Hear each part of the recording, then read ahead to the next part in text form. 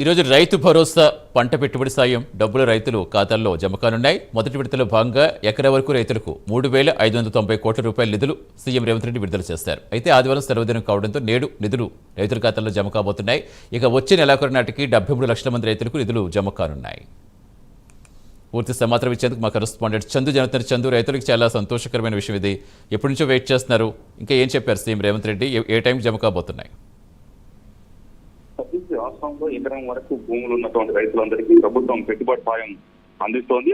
నిన్న నర్మెటలో ఐఫామ్ ఫ్యాక్టరీని సీఎం రేవంత్ రెడ్డి ప్రారంభించారు. ఆ తర్వాత జరిగిన సభలో సీఎం రైతు భరోసా నిధులను కూడా విడుదల చేశారు. తొలి విడతగా 65,29,955 మంది రైతులకు రైతు భరోసా అందించనున్నారు. ముఖ్యంగా 57,44,907 ఎకరాల 19 గుంటలకు నిధులు కూడా రిలీజ్ చేశారు. ముఖ్యంగా రైతులందరికీ ఎకరం వరకు 3,446 కోట్ల నిధులను కూడా విడుదల చేశారు. ఆదివారం బ్యాంకులో సెలవు కావడంతో సోమవారం అంటే ఈ రోజు నుంచి రైతుల ఖాతాల్లోకి నిధులు వస్తాయి. ముఖ్యంగా మరో 45 రోజుల్లో మిగతా 5,400 కోట్లను కూడా మరో 2 విడతల్లో కూడా జమ చేయనున్నారు.